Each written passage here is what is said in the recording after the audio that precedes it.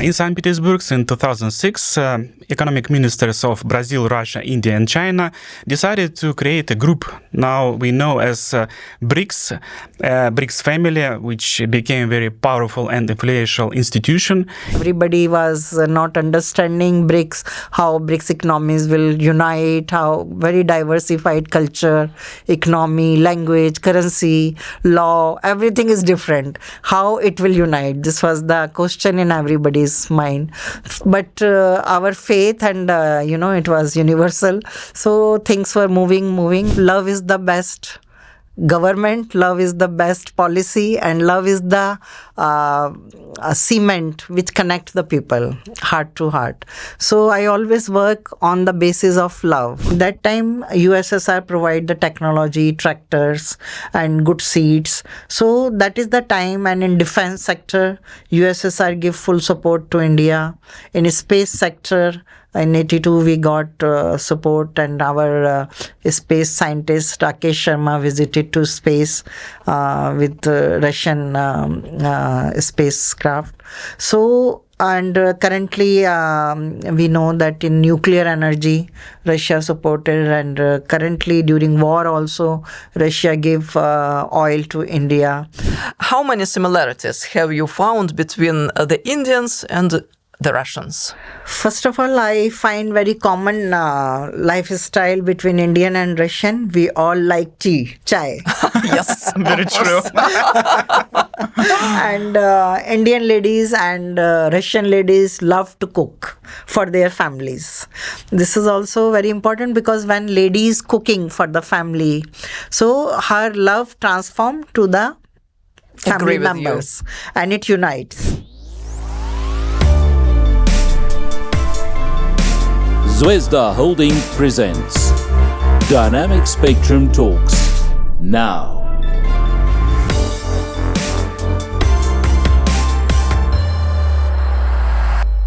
Hello, dear friends. So this is Dynamic Spectrum Talks podcast. I'm Anna Shafran, and this is my colleague Yuri Lindra. Greetings, everyone. As we always say, our podcast is the territory of free speech, friendship, and shared trust. And this is where we meet people from all over the world and talk about what we have in common. Common problems, common aspirations, and most importantly, common solutions. Our aim is to erase artificial dividing lines between peoples and nations, and to reopen and rediscover each other. And today we're going to shift our traditional discussion to a new level, to rise it to the global diplomacy, to the level of global diplomacy. And we also want to remind that the year 2006 was, I think, a turning point. It can be described as a beginning of the end of unipolar world, because in St. Petersburg in 2006, economic ministers of Brazil, Russia, India, and China decided to create a group now we know as Brics, Brics family, which became a very powerful and influential institution in the international arena.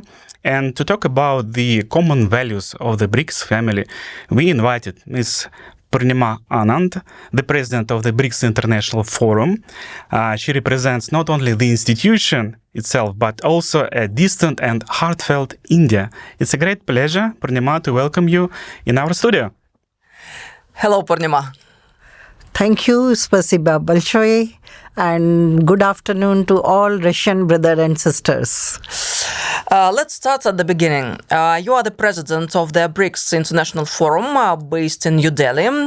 It was established in 2015 to strengthen political, economic and cultural ties between among BRICS countries, address global challenges and promote common interests, of course.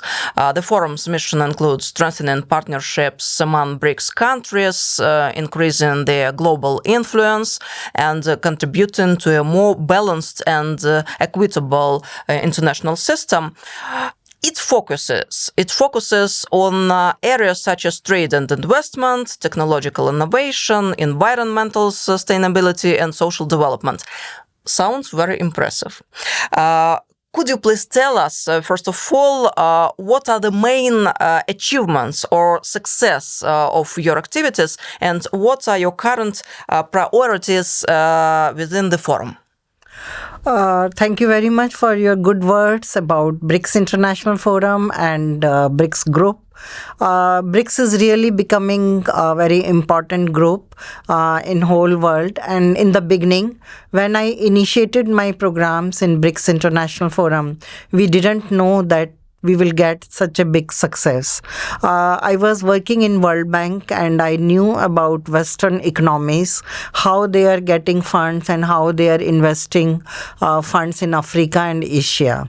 So that time we understand that Western economy will decline one day. And that time we were thinking around it, and maybe you remember that that time India had very high decline in the economic situation. And our then Prime Minister Manmohan Singh become very popular to save that time economic decline. So that time we were thinking overall that why economic decline is so high and why we are not getting some sustainable destination to save the economic diversity in different countries.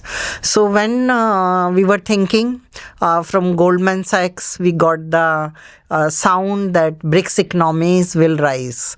So because I was working in international economic system and poverty alleviation programs, microfinance and microeconomy projects, so this word really catched by my mind.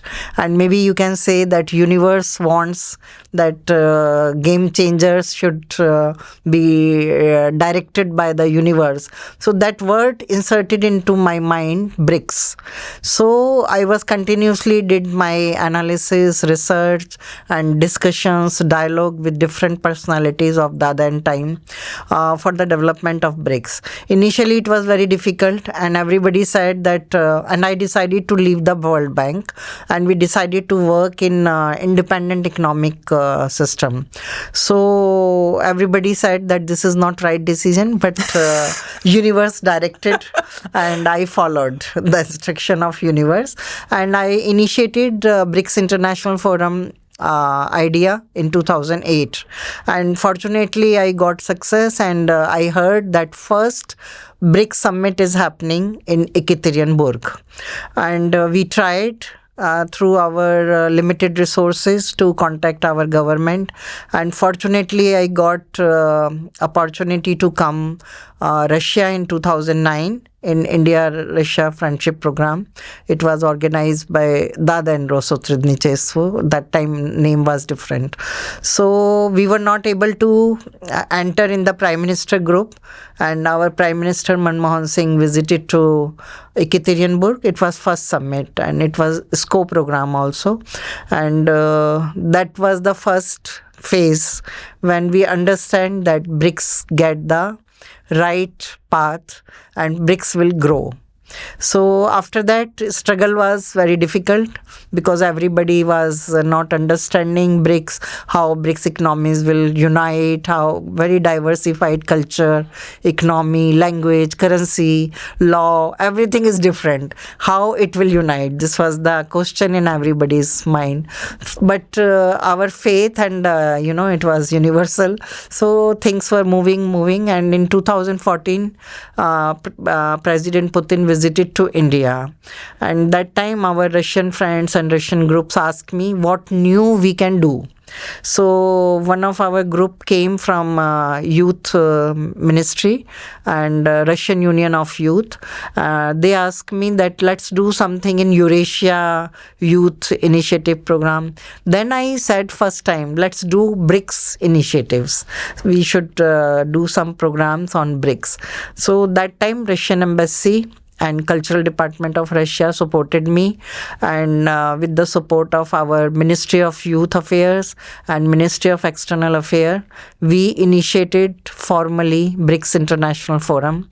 And in 2015, our new government BJP came in power. And I met with the Prime Minister Narendra Modi with our BRICS delegation. And it was very successful visit.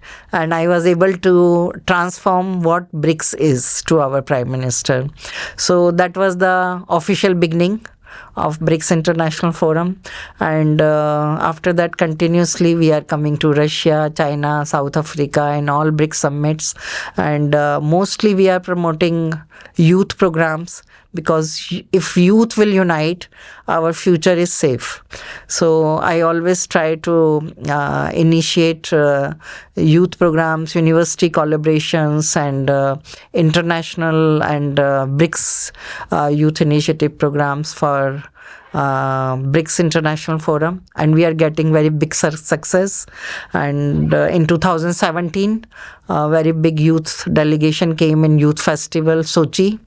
And then in 2024, again in Youth Festival, our 350 people visited to Sochi. So it is a great success, and we are uniting more and more people with our mission. So, from your perspective, the future is safe because youth managed to find a common language among the BRICS members. Very Am right. I correct? Very right. Because they should know that what BRICS is and what is the future perspective. Then they can come forward to unite and to select their careers. But if they don't know what is BRICS, then how they will unite, and they will think about Western agendas and Western economy. So we need to give them a new platform to think that this is the BRICS economy, this is the BRICS power, this is the opportunities where you can make your career for your future success. Great. Purnima, in one of your social networks, we found very profound information that you wrote about yourself. Let me quote it. Driven by the mission to give the world love and care, and the vision to make the world better, I am deeply committed to promoting human health and education through sustainable development strategies within BRICS and beyond. So the reason why I emphasize this, you see, this is what the Russians mostly actually want. All disputes and problems could be solved through negotiations, through dialogue and mutual respect. If there is no greed, anger, and unequal treatment, everything can be solved. What do you think about this, and how would you describe your mission as a diplomat? This is very interesting, and before politics, diplomacy, and any other formal word, I am human being, and I believe love is the best government, love is the best policy, and love is the cement which connects the people heart to heart.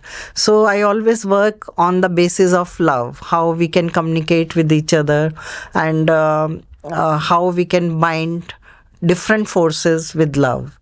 So moral values are very important, traditional values are very important, because it comes from the past. Whatever we are today, it is past, present, and future. This is the meaning of our life. So we have to make balance.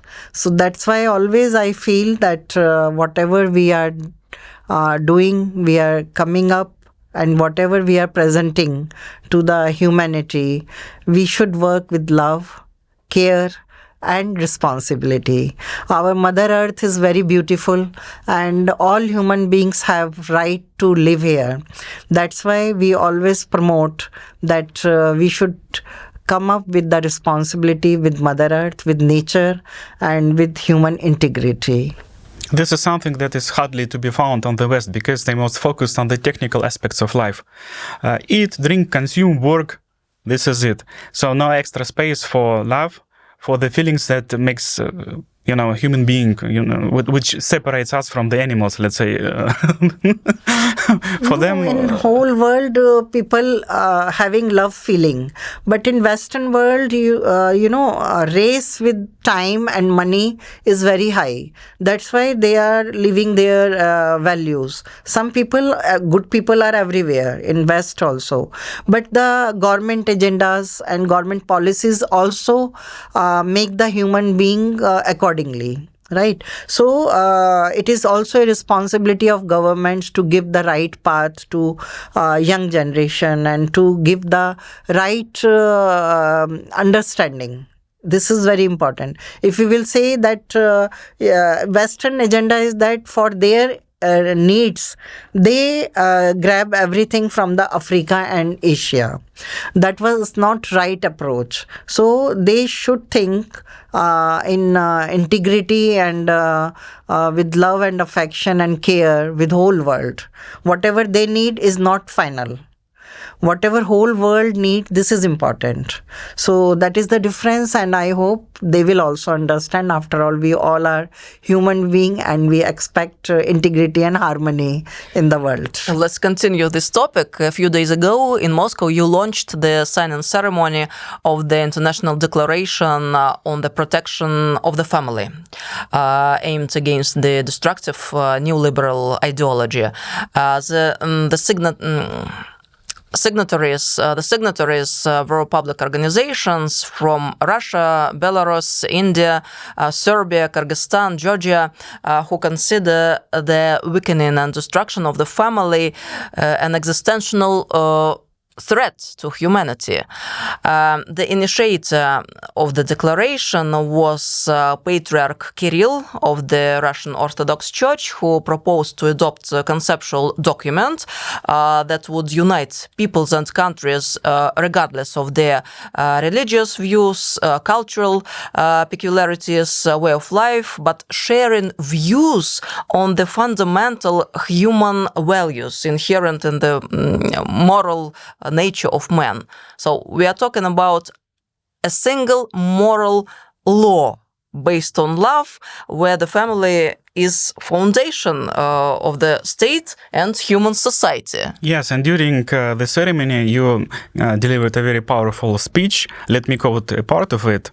Once again, on behalf of the Brics international community, which protects the rights of the child, it's a great moment for all of us. We are signing the International Declaration on the Protection of the Family, and I invite all representatives of the international community who are ready to defend life and love to join our mission. We must protect life before and right after it's born. And first of all, we would like to express our gratitude for your support, and I would say international support of this document, which is going to be, we see the transition from a regional to a global status of this document, and we think this is very important. It is anticipated that this will facilitate enhanced promotion of the document on a global scale. My question perhaps is simple and difficult altogether. Sometimes it's happening because in Russia, for example, we started to promote this document, this declaration, within the Commonwealth of Independent State. No, because we interdependent culturally with our neighboring countries and share more or less the same values. So for us, it's essential to promote this document among our friends and neighbors.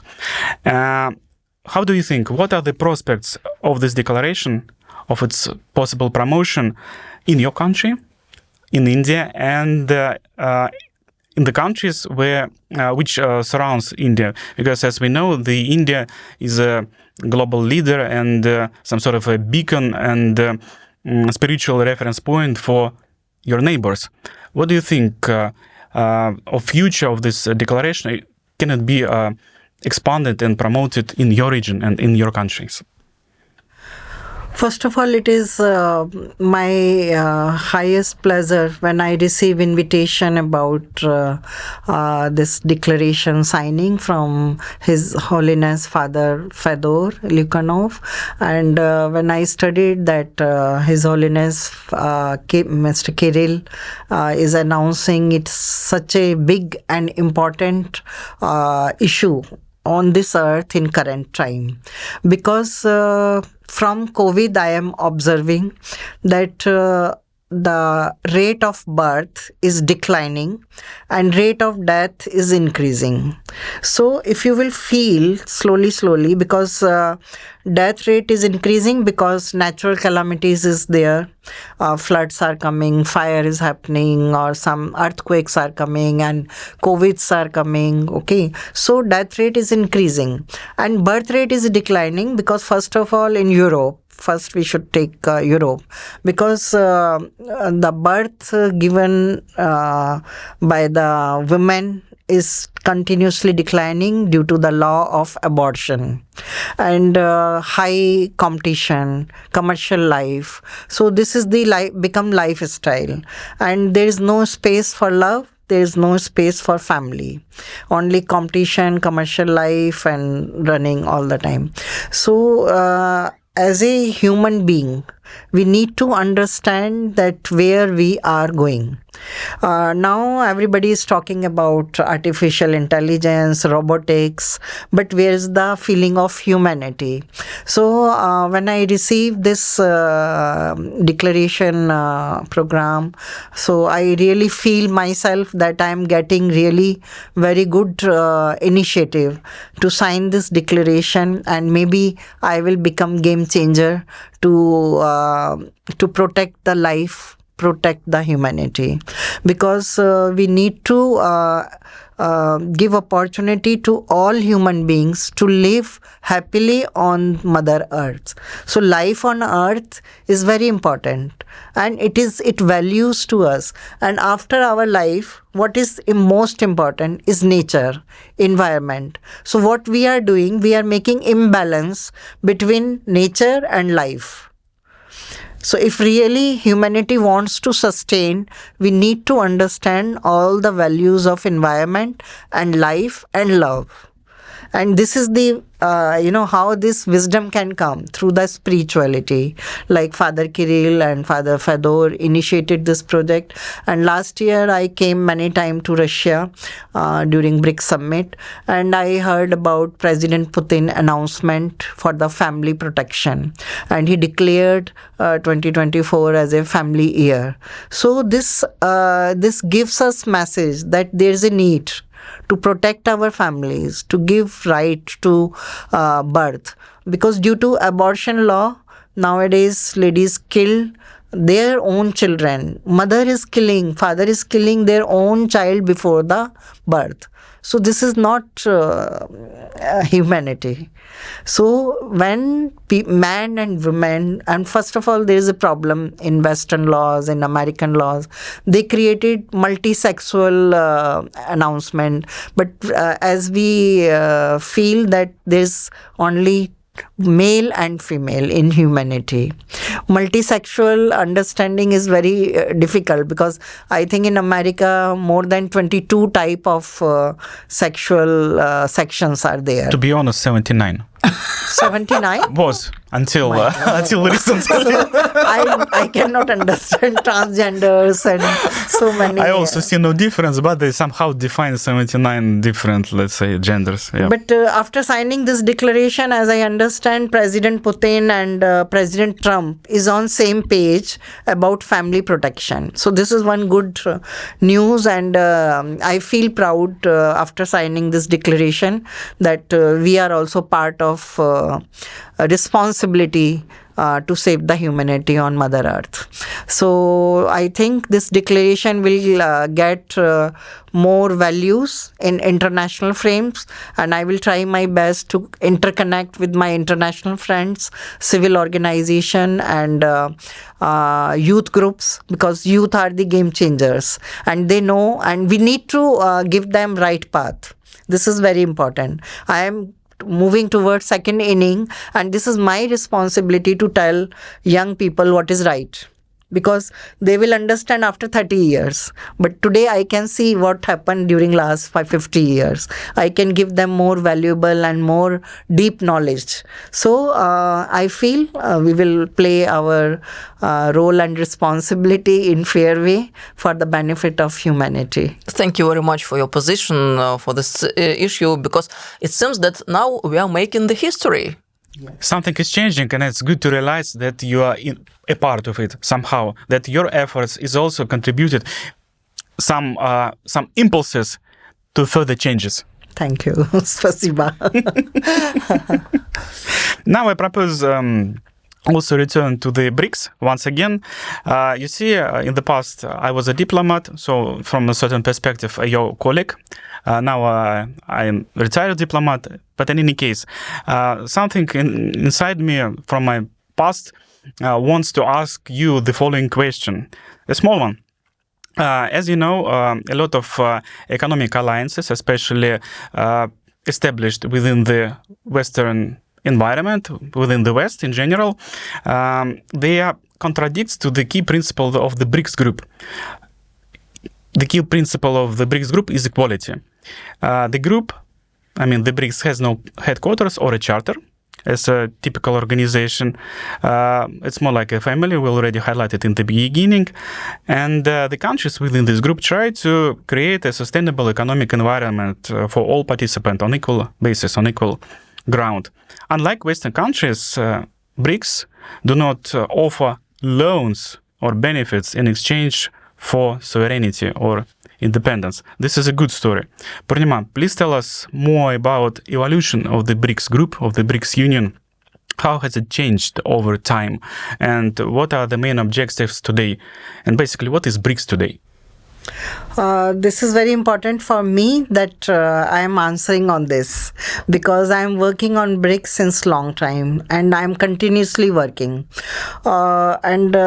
Today we are at the success level, at highest success level, and all opportunities which derive in 2024 and 2025, it's based on war and COVID.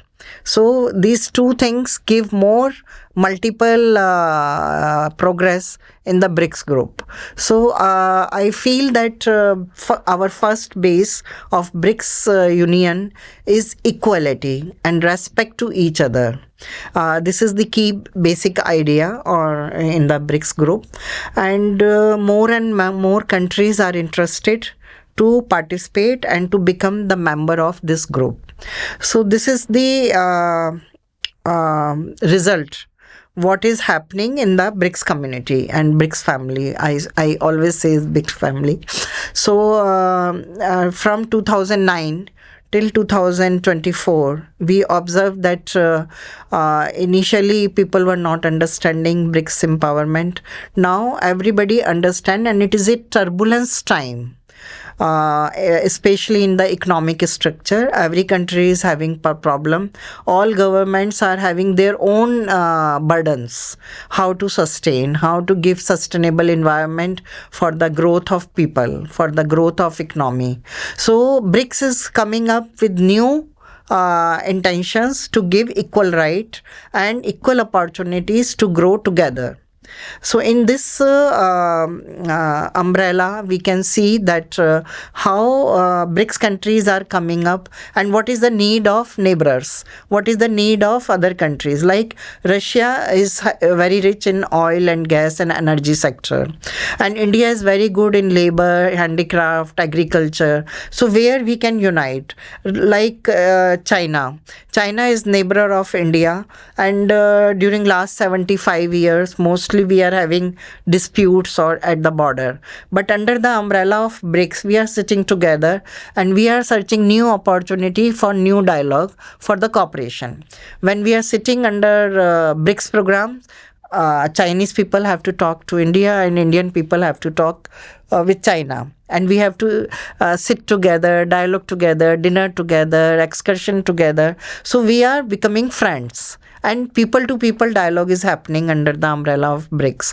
So these are the new opportunities and new need of the hour in turbulence time to work together. Because we don't have time and money and energy for the wars. We should stop it and we should work together for the sustainable together and equal development. And last, I would like to say that in Brics economy, the most good part is that we are incorporating Brics funds as well as Islamic funds. Earlier, Western world always announced Islamic fund as a terrorist fund. Now, under BRICS fund, we are equally developing Islamic laws also, Shariat and other law of the BRICS Islamic fund, because they are not having international system of banking. They are having different system. So it is good to incorporate with the BRICS. And as you said, it is very right that BRICS is not having headquarter, and it is very big problem as I feel, because good activists and for good projects we cannot go to one chair, to one place that we want to do this project, and this is the need of the hour to do. Okay, but another side, we are having BRICS new development bank, which is providing infrastructure support, energy support, and other humanitarian projects to BRICS countries. And with Islamic Fund, we are having more bigger area to grow and to provide financial support to the BRICS countries. But here I would like to add from my end that in BRICS government agenda, because now slowly BRICS is becoming government platform. This need to be more open, and more public organizations should be add on in it. And if public organization and people dialogue will be there, it will sustain more, and it will be more beneficial for the last stakeholders, last beneficiary on in BRICS countries. So that's why with government cooperation, with the new funding organization, either it is Islamic or BRICS countries, we are having new opportunities for trade, for infrastructure, for energy sector, as well as for humanitarian cooperation. So this is all, I think BRICS is going in right direction, but yes, we should have our home, our headquarters. Sooner or later it will happen. Demand. This is demand, exactly. To the diplomat. Where should be? Probably in New Delhi. So, in the recent episodes of our podcast, we have spoken to people from Southern Africa, for example, including South Africa, another BRICS member. And of course, we have touched on the subject of decolonization from Britain. It is a deep wound that still hurts a lot, largely because of Britain's colonial policies.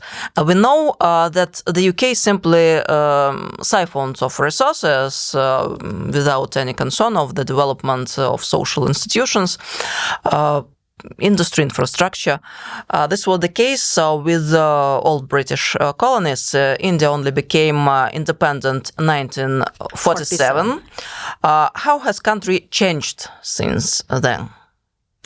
You know, this colonialism was the British agenda before 1947, and later on also they continue in Africa. But India is, patriotic country. And in India, people sovereignty always exists. Either we are invaded by Muslim communities or Christian communities. But because Indian people believe in nature, and they are having more spiritual power than I think other part of the world. And as I understand that all religion come to India. India is a land where all kind of religion, faith and groups can be grow. And we find space for everybody. And after 1947, India was having very big problem because Pakistan was divided and we were in nearly bleeding situation. Very big cash was given to Pakistan, and Indian and Pakistani people were diverting here and there. Many people killed. When I am speaking about it, I can remind you about Russia-Ukraine crisis. So same situation happened that time, and it was very difficult to stand on bleeded knees.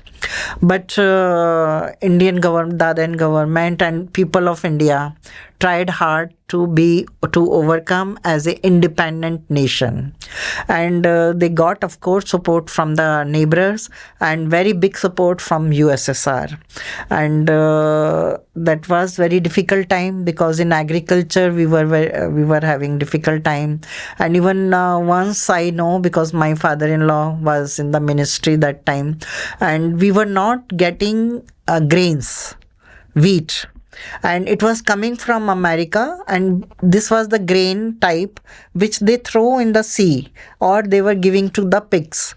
That time that grain was coming to my country, and my father-in-law he objected to the then government that we should not receive foreign grain, we should grow complete grain in our country. And that time USSR provide the technology, tractors and good seeds. So that is the time, and in defense sector USSR give full support to India. In space sector in 82 we got support, and our space scientist Rakesh Sharma visited to space with Russian spacecraft. So and currently we know that in nuclear energy Russia supported, and currently during war also Russia gave oil to India.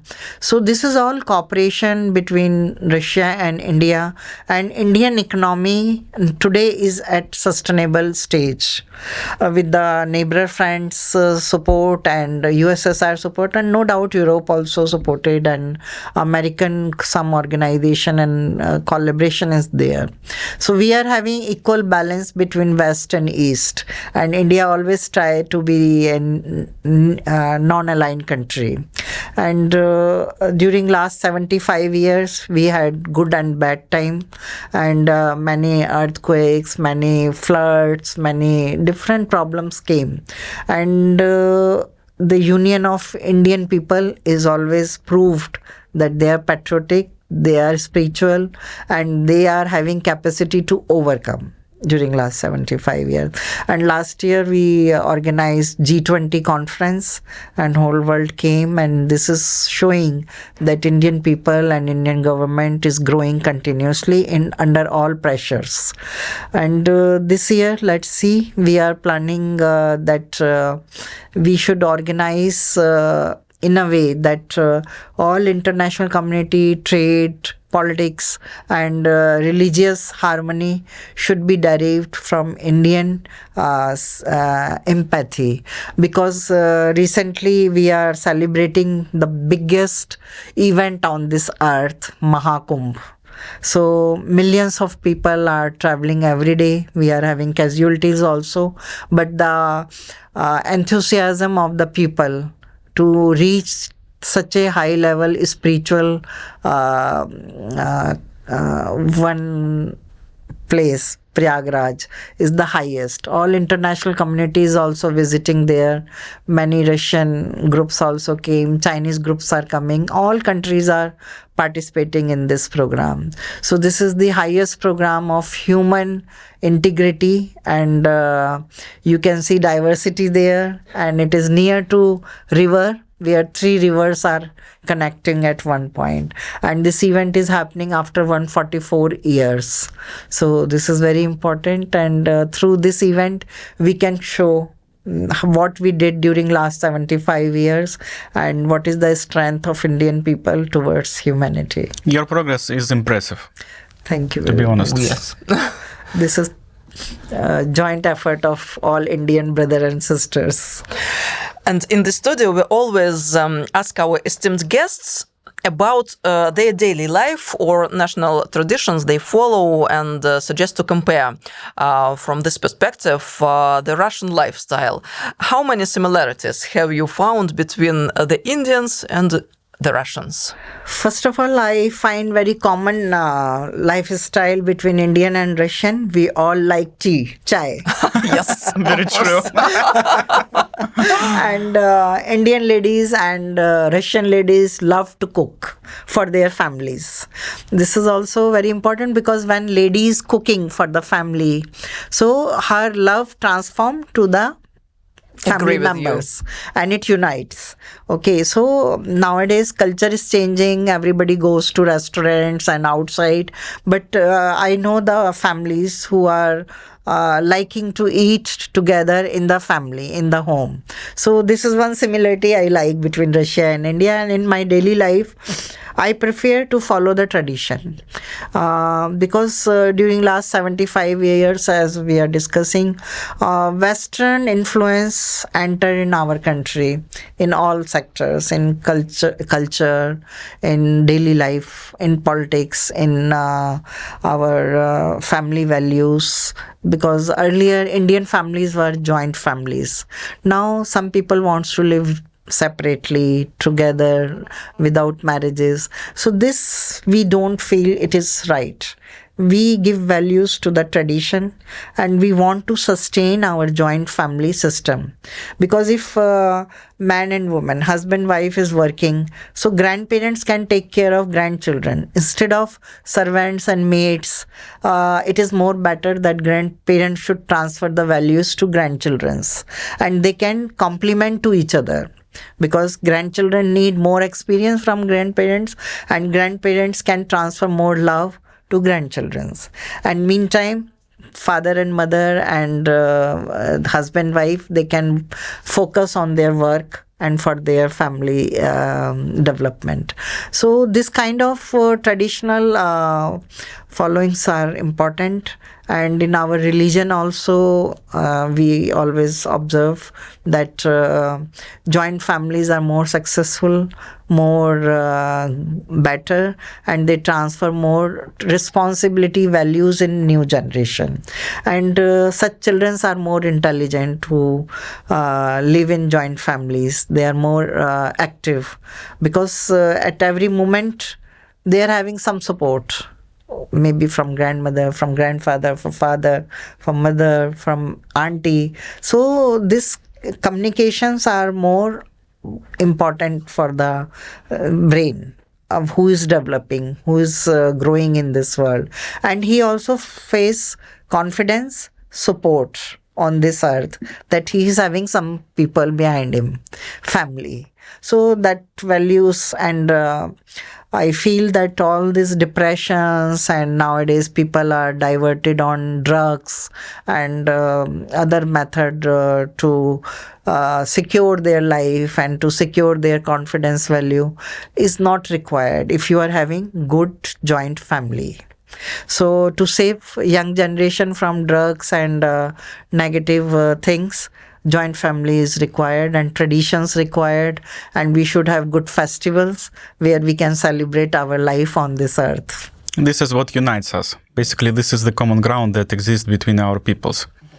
And probably the last question for today, which also became a traditional in our podcast, and I think you are the right person to ask you about what can we do on a people-to-people level in order to maintain and promote constructive relations between peoples, nations, countries, because we all know that sometimes the governments, the political elites, they prefer to remain hostile. But we people shouldn't suffer because of it.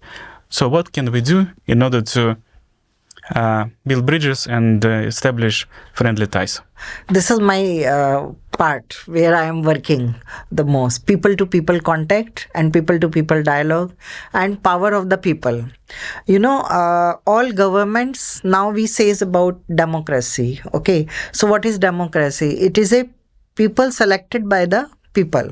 Leaders selected by the people. Okay, but in current scenario, we can see governments are more powerful than the people. But I feel we should reverse it, because if we will do human-centric development, it will be more sustainable and impactful. But somehow, due to Western model of democracy, we diverted from the path. But I feel under the framework of Brics, we are understanding it to give equal right and equal opportunities to everyone. So human-centric work is very important. And if we will empower every human being, then you can understand that we are empowering as a whole our nation, our communities, and as a whole earth. So this is important, that we should not grab the rights of some people, some community or some tribal people, and make our life more luxurious and more close to the important people. So this kind of culture we need to change. If everybody is happy, everybody is working, everybody is having their own responsibility and right, then I don't think wars will happen. We are, as you said in the beginning of your speech, when you are introducing this program, I like your word, that beyond borders, we need to cooperate. Borders are artificial, but our hearts are real nature. And we should unite our hearts at people-to-people level. Languages, culture, countries, borders, these are artificial. So we need love and people-to-people empowerment on this earth together. I have nothing to add.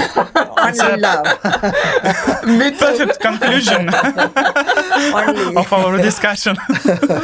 Purnima, thank you very, very much for this very interesting and important conversation. Thank you so much, and I hope people will like our dialogue, and I like to invite more and more people to our loving earth.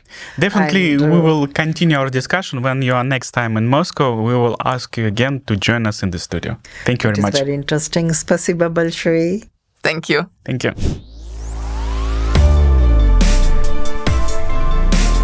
Zvezda Holding presents Dynamic Spectrum Talks. Now.